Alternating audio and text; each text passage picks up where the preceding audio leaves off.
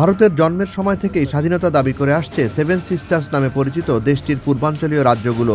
প্রতিটি রাজ্যে একাধিক বিচ্ছিন্নতাবাদী সশস্ত্র গ্রুপ এবং রাজনৈতিক গ্রুপ থাকলেও নিজেদের স্বাধীনতা সংগ্রামে কাঙ্ক্ষিত সফলতা অর্জন করতে পারেনি তারা। তবে এবার অনেকখানি সফলতার খবর দিল ভারতের মণিপুর রাজ্যের স্বাধীনতাকামীরা। চলতি 2026 সালের ফেব্রুয়ারি শুরু থেকে ভারতের মণিপুর রাজ্যে জমিজমা এবং বাসস্থান নিয়ে শুরু হয় জাতিগত সংঘাত। সেই সংঘাত পরবর্তীতে রূপ নেয় স্বাধীনতা সংগ্রামে। আপনি আর একা নন, ইউনিভার্সাল কার্ডিয়াক হসপিটাল আপনার হৃদয়ের আরো কাছে। ফেব্রুয়ারির 3 সপ্তাহ পেরিয়ে গেলেও মণিপুর রাজ্য সরকার বা ভারতের কেন্দ্র সরকারের কোনো সফলতা দেখা যাচ্ছে না সেখানে।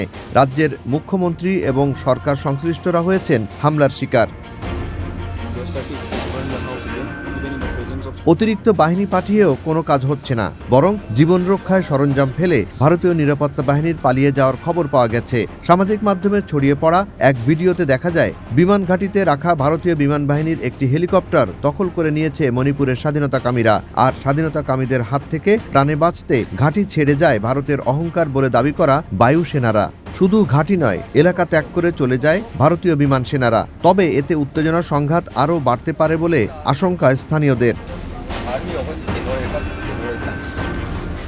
এদিকে মণিপুর রাজ্যের লিটান এলাকায় দেখা যায় সারি সারি সামরিক যান নিয়ে ঠায় দাঁড়িয়ে আছে ভারতীয় নিরাপত্তা বাহিনী। সশস্ত্র কুকিদের প্রতিরোধে নীরব দর্শকের মতো দাঁড়িয়ে থাকতে দেখা যায় নিরাপত্তা বাহিনীর সদস্যদের। বরং নিরাপত্তা বাহিনীর বিরুদ্ধে কুকিদের সহযোগিতার অভিযোগ তোলে অন্যান্য জাতিগোষ্ঠী।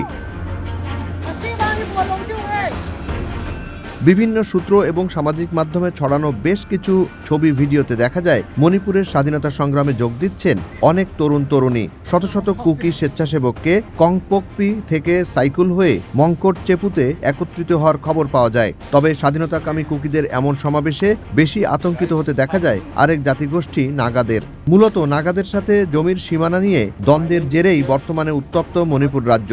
তাই সামাজিক মাধ্যমে কুকিদের প্রতিরোধে নাগা জাতির সবাইকে ঐক্যবদ্ধ হওয়ার আহ্বান জানানো হয়। সংঘাত সংঘর্ষ, বাড়িঘর পুড়িয়ে দেয়া এবং স্থানীয় বাস্তুচ্যুতিকে সরকারের ব্যর্থতা হিসেবে সমালোচনা করেছে স্থানীয় মানবাধিকার সংস্থা youths forum for protection of human rights. এবারের সংঘাত শুরু হলে ভারত সরকারে কুকিদের প্রতিনিধি 3 বিধায়ককে 20 ফেব্রুয়ারির মধ্যে পদত্যাগের আলটিমেটাম দেয় ইউনাইটেড কুকি লিবারেশন আর্মি। নইলে তাদেরকে মৃত্যুদণ্ড সহ কঠিন শাস্তির মুখোমুখি হতে হবে বলে সতর্ক করিয়ে দেয় কুকিদের স্বাধীনতা সংগ্রামের সংগঠন United Kuki liberation army. Junayed Ali Saki, Boishakhi সংবাদ।